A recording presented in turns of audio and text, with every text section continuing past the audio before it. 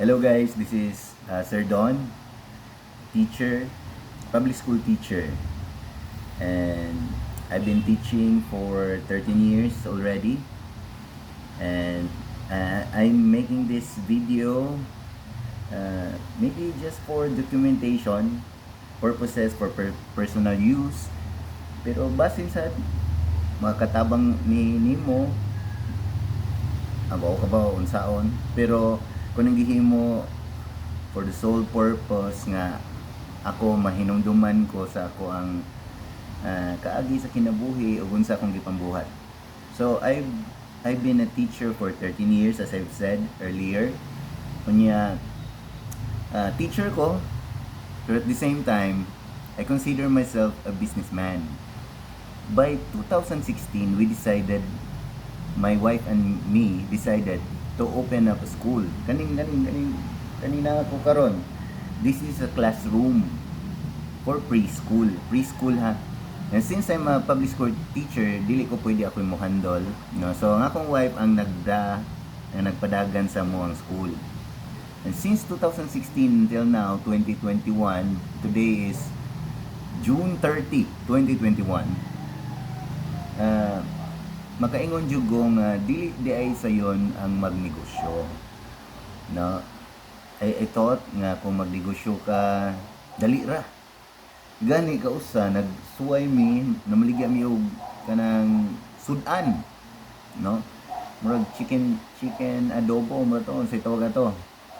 So I thought nga kung kay lami man sa dang timpla, so among pag-opening hurot, as in first day hurot ang among chicken. Second day, wa na hurot. At the third day, syempre, dito na ako na-realize nga ang mga tao mangitag free. No? So, mo siguro na hurot to. Kay buy one take one amo ang offer sa first day. Then sa second day, dili naman buy one take one. So, wala na. So, since ato, na-realize na ko nga, dili sa yun magnegosyo. Pero dili pod pwede nga magsalig ka sa kung unsay naa nimo nga trabaho. Ano man gani kapalo mo teacher ko, kadungog mo sa balita ang mga teachers nangandoy og salary increase, di ba? Ano pa man, because in reality kuwangan jud ang sweldo sa tanang empleyado. So mo to pag 2016, instead mo demand ko sa government nga isaka mo salary, I took it to myself an initiative nga mangita ko paagi nga murang-arang o musaka gamay ako ang source of income by making this one kaniya among eskwelahan. Pero 5 years later, break even meaning ang akong income o ang expenses sa among eskwelahan gani is just enough, no? Balance ra. Wala mi ka feel kung nakaginansya bagid mi. Na siguro yung mga buwan nga murag dakong income, pero mostly musaad ra mga ginikanan nga next month or muhan yung mga ginikanan nga di sa kabayadan ng buwana. So di gid mi wa mi kasuway nga 100% every month makabayad ang tanang ginikanan. So dili day sayon, dili lalim. Nya lukat pa ka permit ani every year. Siyempre napakay BIR, na Pag-ibig, PhilHealth, SSS nga monthly nimo nga bayaran, nga kurente pa, siyempre sa staff, imo pa na silduhan. So ang pagnegosyo dili sayon. No, believe gani kay ko anang uban, yun sa kanila. So tungod ana na right now I add another more business. No, so dinhi nga business nga akong bagong gidugang sa ako ang previous na business nga niya school.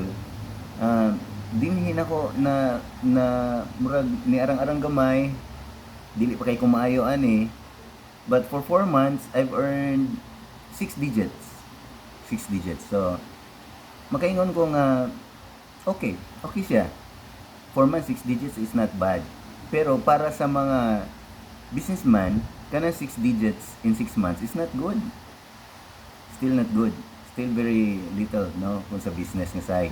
Pero para na ako empleyado, that's very big. because additional income or extra income.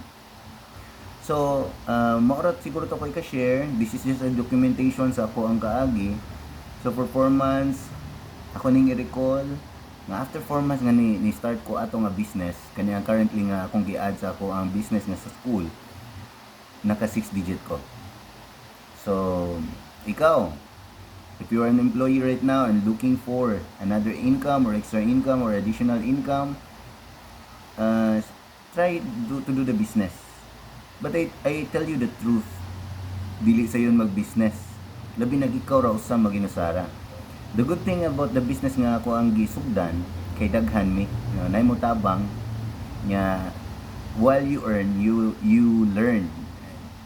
Mao nay nindot kung ingana ang negosyo.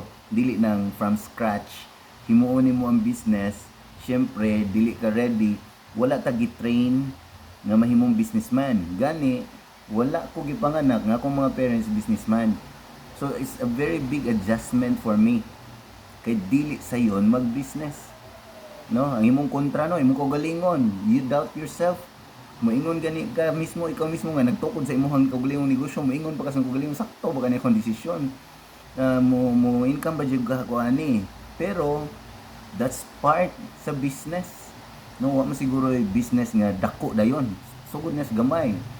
So, basin na yung mga dagko dayon, pero na sila background ng mga basin ginikanan nila, businessman na daan, or grupo sila sa mga tao nga businessman. Samtang ako, pag start na ko sa school, ako o akong pamilya ra, akong asawa ra. So, advice lang na ako, kung ganahan mo mag-start og business, pangita mo business nga nay mo tabang nimo. Ganay mo kuyog nimo nga magtudlo nimo samtang nagpadagan kasi mong business. So, kana lang sa amping